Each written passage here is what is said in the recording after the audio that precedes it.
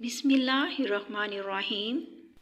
हज़रत अबू मूसा रज़ी अल्लाह ताला अन्हु से रवायत है, उन्होंने फरमाया कि मेरे पास कुछ अशरी लोग आए और कहा, हमारे साथ रसूलुल्लाह सल्लल्लाहु अलैहि वसल्लम के पास चलें, क्योंकि हमें आपसे एक काम है।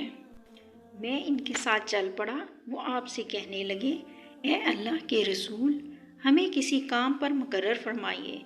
हज़रत अबू मूसा ने कहा, मैंने इनकी दरख्वास्त पर आप सल्लल्लाहु अलैहि वसल्लम से माज़रत की और आप सल्लल्लाहु अलैहि वसल्लम को बतलाया कि मुझे इल्म नहीं था कि इन्हें क्या काम है, वरना मैं इनके साथ ना आता।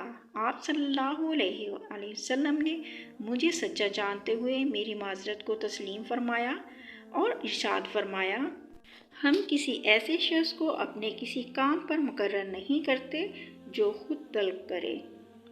इसके साथ ही वीडियो का अख्ताम करते हैं। आपसे गुजारिश है कि मेरी वीडियो देखने के लिए मेरे चैनल को सब्सक्राइब करें और वीडियो को लाइक कमेंट भी करें और ज़्यादा से ज़्यादा शेयर करें। जज़ाकल्लाह, शुक्रिया। फिर मिलते हैं नेक्स्ट वीडियो में। जब तक के लिए अल्लाह हाफिज़।